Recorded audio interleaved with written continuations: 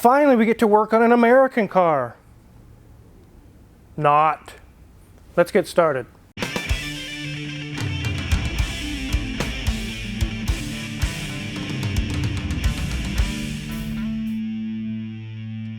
This is a 2001 Lincoln LS.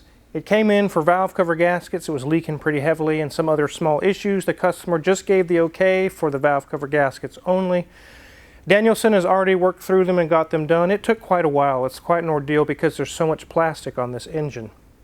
And speaking of the engine, we're going to take a look around this thing today and show you guys that on the outside it looks like your everyday grandpa's Lincoln with a little bit of Euro styling.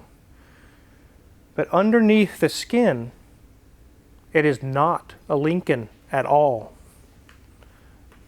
Let's go ahead and take a look. It mostly looks American on the front end. The headlights could look like a BMW a little bit, but for the most part, it has a Lincoln emblem. It has a big Lincoln grille on it. As we come around to the side, we can see the paint is in really good shape. Actually, this car is very clean. It's in very nice shape. The wheels are dirty, but what I mean by clean is it's not beat up. And again, down this side, it just looks like your average everyday Lincoln. You go around to the back, it looks like you say, oh, that's a fully American car. We're going to find out differently here in a minute. But it's not beat up, it's not dinged up, it's not rusting out or anything. It's actually in pretty good shape. Let's go take a look at the interior first. Okay, ladies and gents, had to turn the key on a little bit there to get us to show the mileage on here. It's 45,106 miles on it, and apparently it needs an oil change. The dash, it's a nice big taupe colored dash up there. It's looking nice, looking good. Oh, look, they have a small sticker of, well, if the wizard's beard grew all over his body, there you go. There he is, Sasquatch and all. No. As we move down, we'll see there's some lovely faux wood from our best plastic trees on the planet.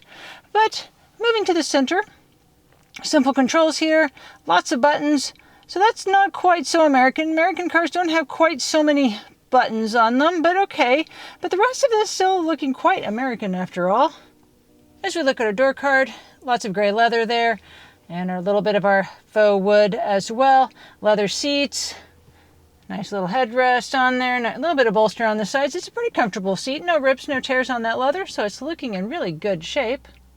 As we look at the back seat, you'll see that the two spots where most people sit look quite comfortable. Have a nice headrest.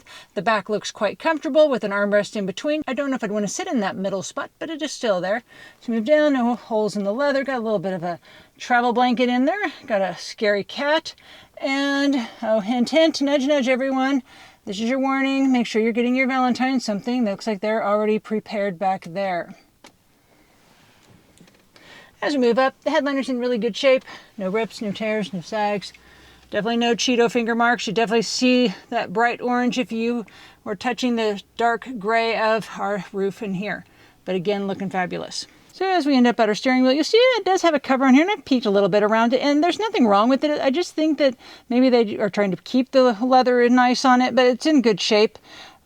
Simple controls on the sides. Again, nothing different. Nothing really screaming that this is not an American car. So what the heck is the wizard talking about? Let's look under the hood. So you're starting to see that this American car is not so American. The reason for this video is that if you're shopping for one, you need to know, if you're uninitiated about these cars, you're not actually buying a Lincoln. So what's under the hood? Is it a Ford 4.0 V6? How about a 4.6 V8? It's definitely not a 5.4, it's too small and under the hood. Maybe a Ford Cologne 3-liter V6. It is none of those. Let's find out.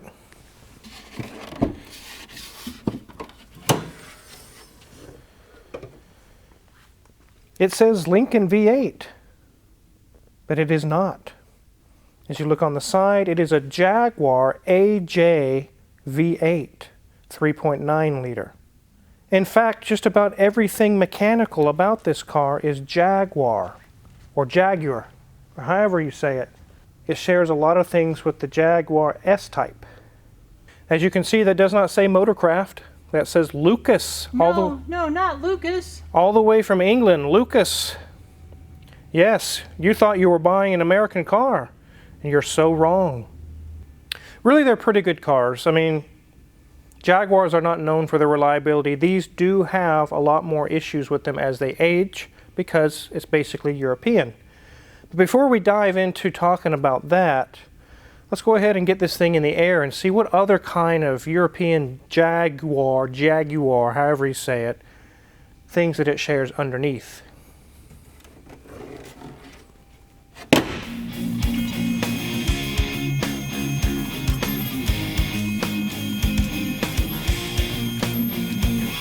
So underneath this car are a lot of things that are shared with the Jaguar S-Type, suspension parts, components, especially in the rear. But Ford has done a good job of hiding that, or Lincoln I should say. You don't really find very many Jaguar emblems. We do see some subtle things like Lucas and things here and there. I know the engine's a Jaguar AJ-V8 because we ordered the parts for a Jaguar and they matched perfect. So let's take a look here. Everything looks good here on this drip pan. The engine is fairly dry. It does have a small power steering leak. You can see it's a little bit wet. The customer did not want to fix that this time around, so maybe the next time we'll get to do that one. Here's our oil pan. Everything's nice and dry. We did have, you can see the exhaust manifolds there. We were starting to see oil leaking down onto those, and it was the valve cover gaskets. We got those replaced. Got it cleaned up, and that took care of the oil leak before it turned into a nasty, stinky mess. Check these brakes, and they look to be about half gone, but they're still good. Sway bar links have torn boots, but they're still okay for now. Nothing loose. The strut is nice and dry. Go to this side. Brakes are the same. This boot on the tie rod is bad, but right now it's not loose, so I would just keep running it. Dry struts, everything looks good there. Our steering rack boot is nice and dry, nothing loose there.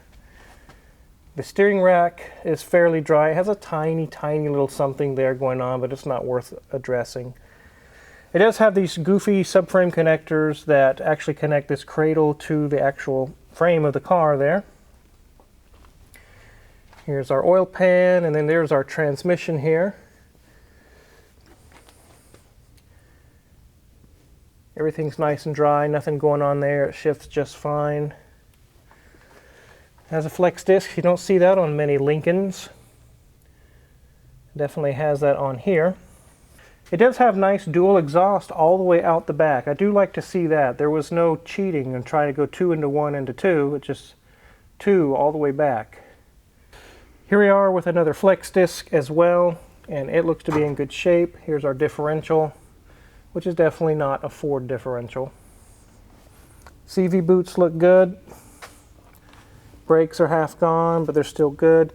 This right here is a track rod, and I've replaced a lot of those on Lincoln LS. It's also shared with the S-Type Jaguar, and they get to be where the little ball joints, which is right here, in this boot, gets loose, and the whole wheel will shimmy and shake. It'll cause vibration and clunking.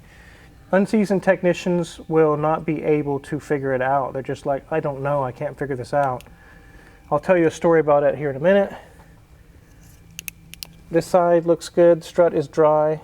There's a little bit of gunk from grease, but nothing serious there yet. And brakes are about half gone. CV boots are good. Exhaust looks good. Let's go ahead and check the tires. Here we are, it is the last week, 52nd week of 2012. We will let the customer know about those. We only have the go-ahead on the valve cover gaskets, and that's all we can do at this moment. So let's go ahead and get this thing on the ground.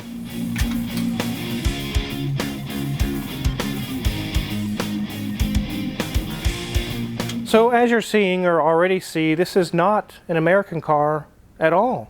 So then what is it? It's a Jaguar S-Type with a Lincoln body on it.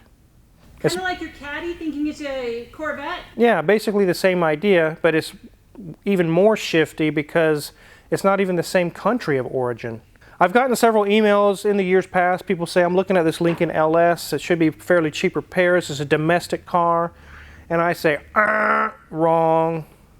You can expect Jaguar repair prices on this car because the parts are Jaguar parts and they're going to be 3 times more than a Lincoln.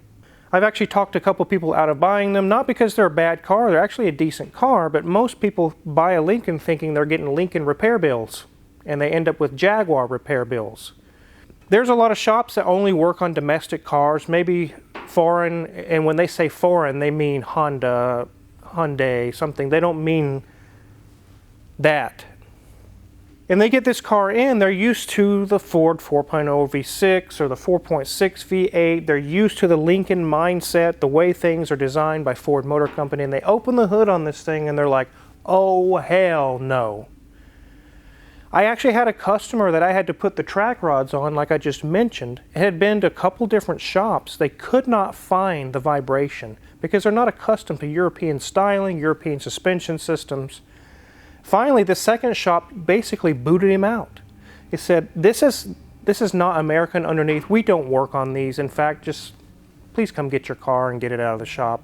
And it's really sad because as far as European difficulty of repair goes, this thing's a cakewalk. These are easy to fix, easy to work on.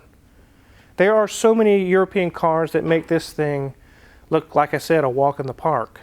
So the purpose of this video again is to let you guys know you're walking on a dealer lot and maybe you don't have tons of money to spend on a car at this time, and you look at the Lincoln badge and you're thinking that's probably a good car and it's got Lincoln repair prices, and then you're going to get sticker shock and you won't get robbed, but you'll feel like you got robbed when you get the next repair bill and it's $4,000 and you're like, for a Lincoln?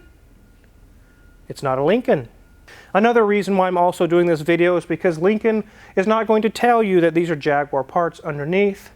There's nothing you can Google and look up and see, what engine is that? Is it actually made by Lincoln? Or, I mean, maybe there's a few things here or there, but this will now be on the internet for everyone to see, that those who own these or are looking to buy one can expect Jaguar repair prices on their car. Any year of the Lincoln LS is going to be this way. They do have a V6, and I believe it's also European inspired as well. I could be wrong on that. I'm not sure about the V6, but I know that this is an AJ V8 Jaguar. As you saw in the interior when Mrs. Wishart showed you around, you started feeling like you're sitting in an S-Type, didn't you?